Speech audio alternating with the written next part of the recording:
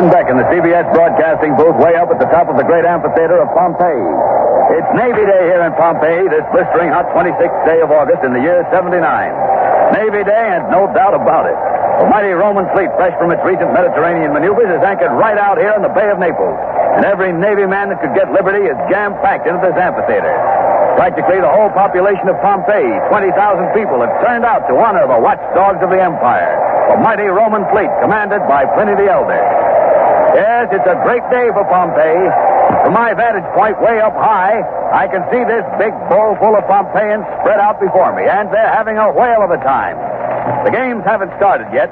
August 26, up rapidly. 79 A.D., the last day of Pompeii. CBS is there. CBS takes you back 1,869 years to a city in the shadow of an epic catastrophe. All things are as they were then, except for one thing. CBS is there. CBS is there, produced and directed by Robert Louis Cheon, is based on authentic historical facts and quotations. And now, August 26, 79 A.D., the amphitheater in Pompeii and Jackson Beck finds the Roman fleet in Pompeii's backyard. And the Pompeians have been looking forward to this holiday for a long time. The customers are still pouring into the amphitheater with their admission tickets of bone and bronze. The ushers are showing the crowd to their seats, patricians to the ringside seats, the freedmen to the middle sections, and the ladies way up in the gallery, especially reserved for them. The big show in the arena here this afternoon, of course, is the fight between the gladiators Pugnax, P-U-G-N-A-X, Pugnax, and Moranus, M-U-R-R-A-N-U-S. That's Pugnax and Moranus. But also on the program is the execution of a family of Nazarenes who will be thrown to the lions. And after that, more contests, games, wild animal hunts, and a whopping big review of the fleet with all hands on deck. To cover these exciting events in Pompeii here today, CBS has special events reporters Ken Roberts down there at the ringside, Michael Fitzmaurice up in the ladies' gallery, lucky dog, Cameron Blake at the entrance to the arena, John Daly out in the bay with the fleet, and yours truly, Jackson Beck, perched up here in our CBS observation booth overlooking the whole amphitheater, right up near the gods themselves. And speaking of gods, I'll wager most of them are sitting right up on top of old Mount Vesuvius out there, sipping their nectar, savoring their ambrosia, and enjoying the fine spectacle right along with us poor mortals. Yeah. My calm, cool technician, Philip Airhorn, tells me that Ken Roberts is ready to introduce some of the celebrities who are here today, so we'll switch you to Ken Roberts down there at the ringside. What it is. On the dais, the seat of honor for our noted guest today, there is the Senator Lavenius Regulus, the former city officials Caius Quinicius Valgas and Marcus Porcius, the banker M. Cadrius Marcellus, and of course the Aedile Proculus Proprius, one of the leading magistrates of Pompeii, through whose personal courtesy this spectacle honoring the deity has been arranged. The Aedile is very popular with the people. Yes, indeed, Your Honor, Pompeii is one of the most delightful summer resorts in the whole Roman Empire. Of course, the cool winds aren't blowing today. What's wrong? By Jove, 'tis a marvelous day. All honor to the Roman fleet and to my excellent friend, the Admiral Pliny the Elder. Ah, my good people, would that you were with us on this magnificent occasion. Join with us on this day of joy. Never has Pompeii been so honored. Your Honor, do you think the heat will affect the match between Pugnax and Moranus? Not a bit, not a bit. The heat, I vow, is most unusual. Certainly all the world has heard of the salubrious, the exhilarating climate of our fair city of Pompeii. Naturally, but what about... Yes, today is very unusual. Statius, noble author, has said, and I quote him, all things conspire to make life pleasant in Pompeii, where the summers are cool and the winters warm, and where the sea dies away gently as it kisses the shore. By Jupiter, that's well said. Don't you think so? I do, Your Honor. And for the truth, I vow, would that every Roman could enjoy our exquisite weather. And I say to all of them, come to Pompeii. Yes, come to the biggest little colony in the Roman Empire. Yes, enjoy our entertainment, our baths. They are without equal. But, Your Honor, what about the earthquake that caused so much damage a few years ago? Yes, most unusual. But we are rebuilding. By Jove, that earthquake was truly a blessing from the gods, I say. For upon the old, we are setting up the new. Come, everyone. one. Come and live life to its fullest among the pleasures of Pompeii. I love you all. Your Honor, whom do you favor in the main contest this afternoon, Pugnax or Morenus? As sponsor of the event, it would be injudicious for me to take sides. But by Jupiter, I do favor Morenus. And I placed a small wager with the senator on the goal. But I'm impartial. May the strongest man win. Thank you, Prosecutor Truculus. Thank you. Another well-known personality on the dais is the famous comedian and buffoon Horconius Rufus. Rufus, who is that divine goddess who accompanied you into the amphitheater? By my troth, that is no divine goddess. That is she to whom I am wedded. What is the title of the performance you're now giving at the theater? Why, we are doing Pappas the Doctor Thrown Out. But today is a Roman holiday. Today we do not wear the mask and wig. No talk of the theater now. Let us enjoy this wonderful spectacle. And in truth, I am so glad to be here. Really, I'm awfully glad to be here. You know. A most curious event occurred to me on my way to the amphitheater today. Oh, really? Would you tell us about it? I'd be very glad to tell you about it. I was being carried in my litter past the Forum. Forum? That's another name for a meeting of my wife's dear family conferring on the problem of how to squander my wealth.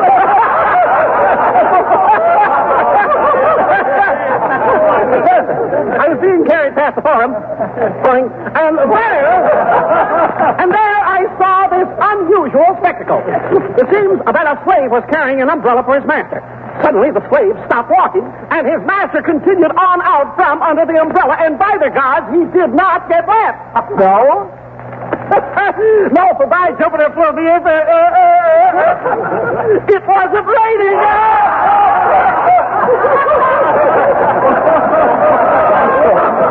Tell me, Rufus, are you wagering on today's contest? Oh, forsooth I am, Burley, I am. I shall wager 2 talents on Pugnax and 2 talents on Morenus. But that way you'll only break even.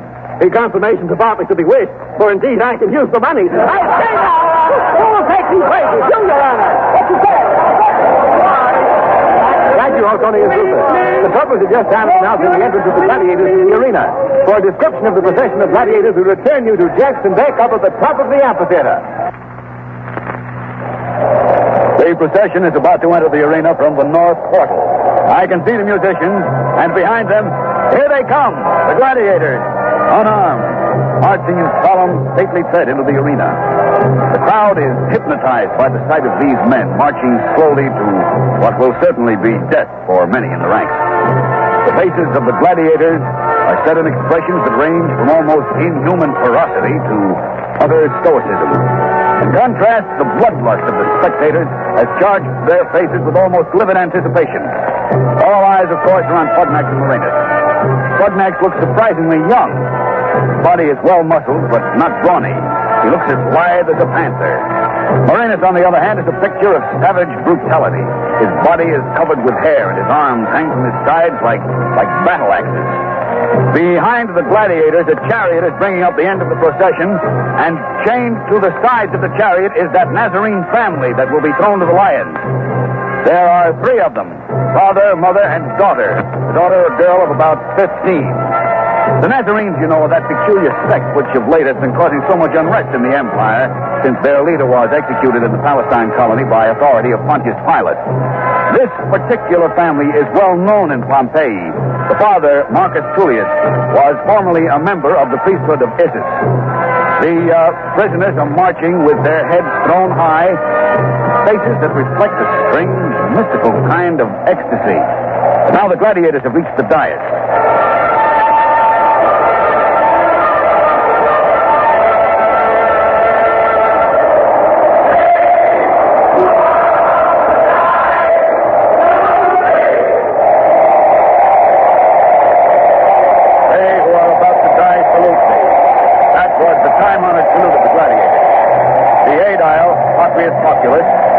The salute with a wave of his purple-bordered handkerchief, and now the procession is starting its march back out of the arena, which is fairly large, measuring about 400 feet in length and 300 in width. And now Mike Fitzmaurice is waiting to interview another celebrity down in the ladies' gallery, so let's go down there and see who it is.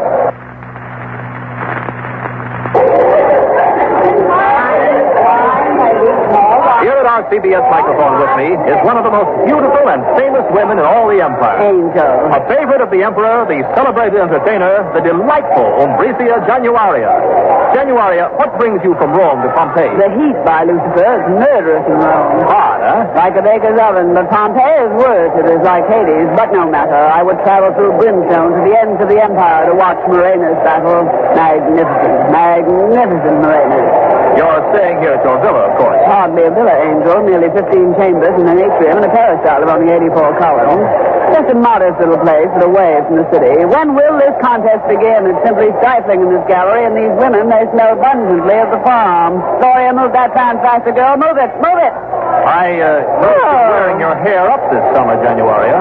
Is that the latest fashion in Rome? Yes, the Empress styled it. Do you approve? It's very attractive with the ringlets piled high on the head that way. Angel. By the way, how is the Empress? Lovely. She gets more beautiful as she grows older. So I hear. I see you're wearing your robe in stroller fashion, almost to the ground. Yes, you like the sandals? They're more popular than booties this year among the better class of women.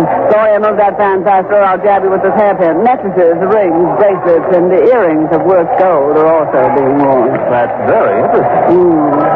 Who do you like in the big contest today, Januaria? Pugnax or Murenus? Murenus, by Apollo, there is a man. Muscles like granite boulders. Have you seen him fight before?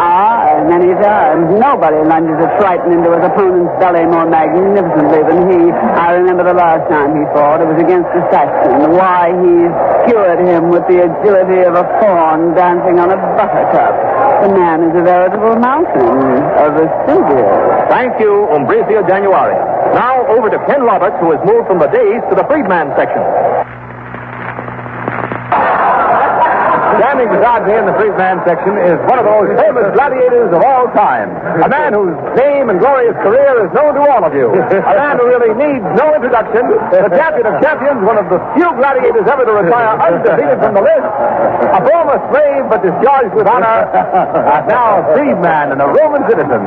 Detriades of Macedonia. Greetings. Well, what have you been doing since your retirement, Detriades? Oh, I've become an innkeeper. My inn is at the sign of the Wild Dog at the Herculaneum Gate. I have a very fine inn. I'm sure it is. Who is your favorite today, Pugnax or Murenus? Both are names, I vow. They don't compare with the gladiators of your time? Why, Zeus, in my time, they would not be fed to the lions. In the good old days... Thank you, Detriades. The trumpets are sounding. The big fight is ready to start. So over to Jackson Beck in the observation booth for a blow-by-blow description of this great contest. Now the fighters have reached the large ring drawn on the floor of the arena by the ringmaster. They must battle within the confines of that circle.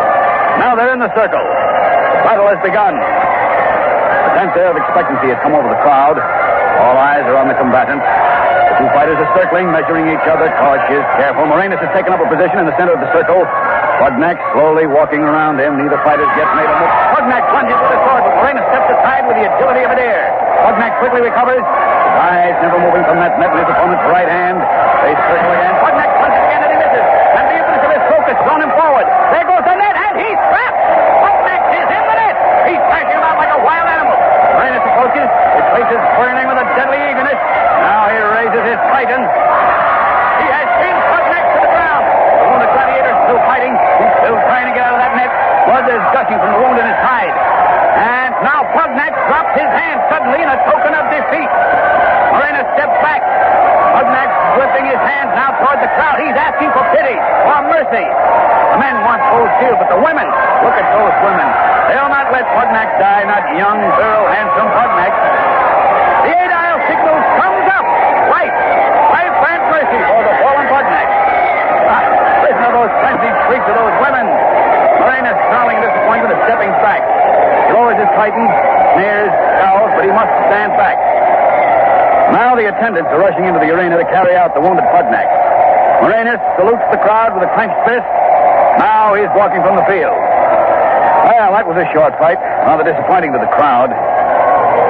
The execution of the Nazarenes is the next event. The Lions will be led into the arena in a moment, so over to Cameron Blake at the arena entrance.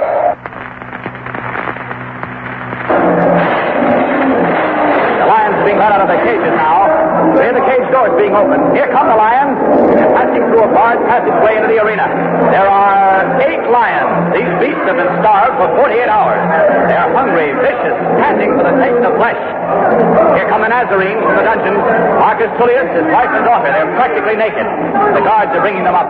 Marcus holds his wife's hand in his own as if to give her strength and courage. The woman is leaning on her daughter, a beautiful child of 15. They're comforting each other. Marcus Tullius, will you speak to us? I will pray for you, my son. This is a bitter end for a former priest of Isis.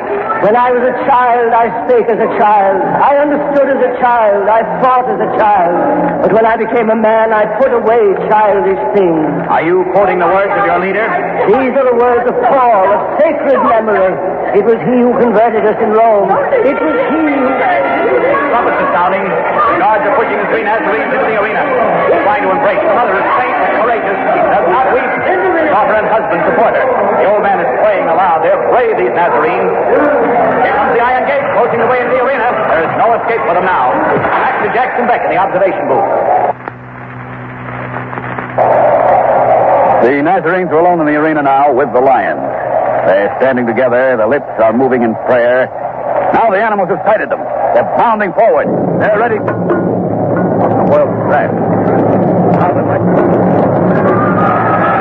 Why, God, it's Vesuvius! Our Vesuvius has exploded! The whole mountain is on fire! Vesuvius is erupting! Flashes like lightning are coming from the peak. The air is suddenly become black with smoke and fire. The amphitheater here has been thrown into a panic. People are fleeing toward the exit, trampling each other in a wild frenzy to get out. Men and women are tearing at each other, climbing over one another. The people are jumping, falling into the arena. The lions are loose among them. This is horrible. The cloud of smoke is becoming denser. Very dense. I can hardly see anything. The smoke. The people are in the...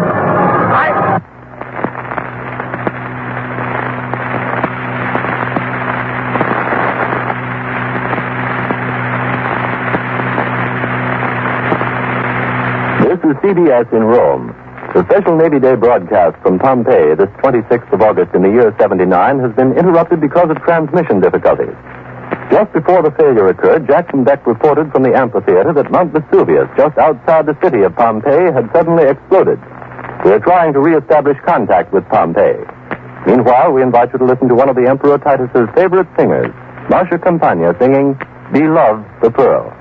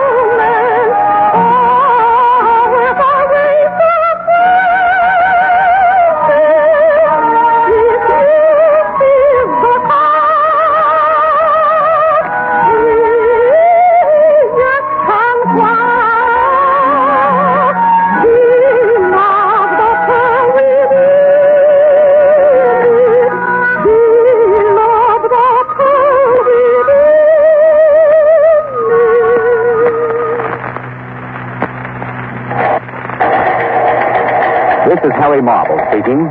We have just received word this 26th of August in the year 79 from Naples, confirming the fact that Mount Vesuvius has erupted and Pompeii, the most beautiful resort city in this time of the Caesars, is on fire. One moment, please. Another report has just been handed to me.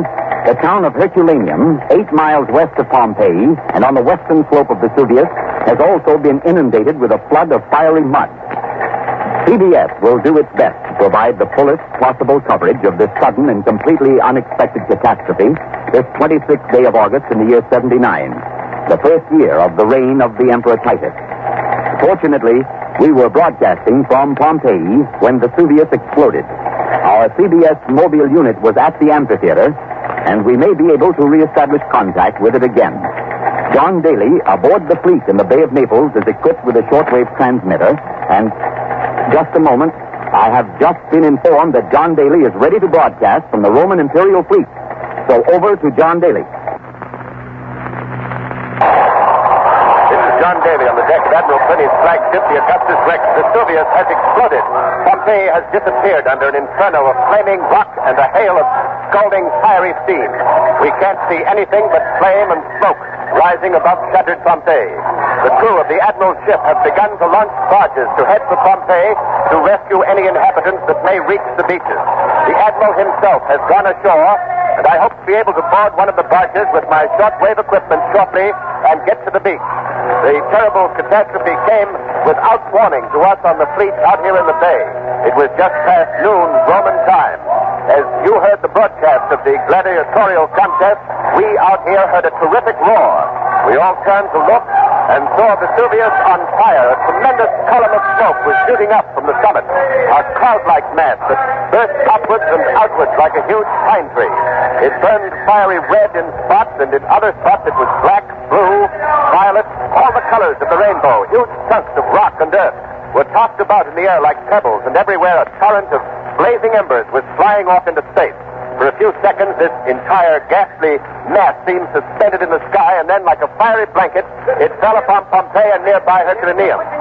Wait just a moment. The barge on which I'm going ashore is ready. I'll try to get back on the air when I reach the beach. This is John Daly. I return you to CBS Rome. This is Harry Marble in Rome this August 26th in the year 79.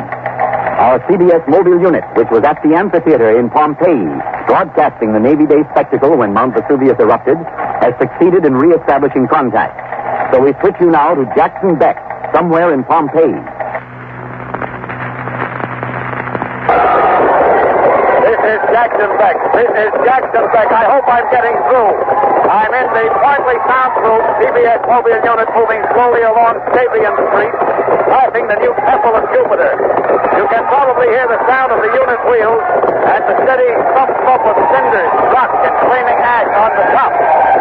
Outside, through the windows, I can see people screaming and shouting. Buildings are burning and crashing in flames. Ken Roberts is in the mobile unit with me, so is Mike McMurray. But we don't know what has become of Cameron Blake. We lost track of him when the panic started at the gladiatorial combat. We're making our way as fast as we can through the beaches, but the going is slow, tortuously slow. The roads are jammed with thousands of escaping men, women, and children. They're all trying to get in here with us. It's pitch black outside, almost like night. Some people are carrying torches. By their eerie lights, the horrified faces on the road are silhouetted with stark, wild fear. This is the first tragedy in the reign of the Roman Emperor Titus, who was crowned only 2 months ago. The smoke is intense. Most people have thrown their tunics over their heads and are trying to crawl as close to the ground as possible, trying to get under the murk. Smoke. Now, wait a minute. That sound on the roof of our mobile unit. Yes, I can see it now. It's rain. Rain. It's beginning to rain. The rain is mixing with the ashes and embers. The road outside is becoming a hissing, scalding, searing, flaming inferno. Excuse me. The steam and smoke is leaking through. It's unbearable. Hot. I can't talk. I can't. Perhaps Ted Roberts will fit. So they're coughing too, waving their hands. Oh, we can't continue. We can't. I return you to CBS Rome. CBS Rome. This is Harry Marble in Rome. A report from Misenum says that the estimated deaths are at least 2,000. The Admiral of the Fleet, Pliny the Elder, is missing. Our reporter, Cameron Blake, has succeeded in re-establishing contact. Go ahead, Cameron Blake. This is Cameron Blake. I'm in a room filled with people who have sought refuge from the steady falling downpour of flaming ash, which is continuing to pour from the angry open mouth of Vesuvius and is swiftly reducing this once beautiful summer colony of Pompeii to smoking ruins. This looks like the last day of Pompeii. The Pompeians are almost insensible with fear. Those of us here escaped the amphitheater through a side entrance to the dungeons where the lions were kept. As we ran through the streets, we stumbled over the dead and the dying. The scene was a holocaust. There was a madness about it all. A rich merchant stumbling along with whatever treasures he could salvage from his wrecked and burning house, beads and baubles around his neck, money bags clutched to his waist. Behind him, his slaves carried a smoldering litter. We passed the young boy and girl, clutched tightly together, dead. Somebody just tell us the roof is on fire. I've got to get out of here fast.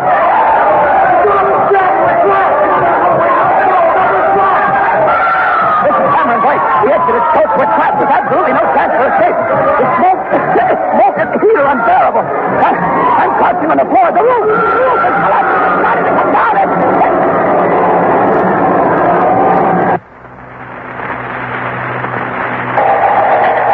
This is Harry Marble again. The signal from Pompeii has failed. We have only one last recourse now for any news from the burning city, and that is John Daly reporting from the beach by way of the Navy transmitter aboard the fleet. Go ahead, John Daly.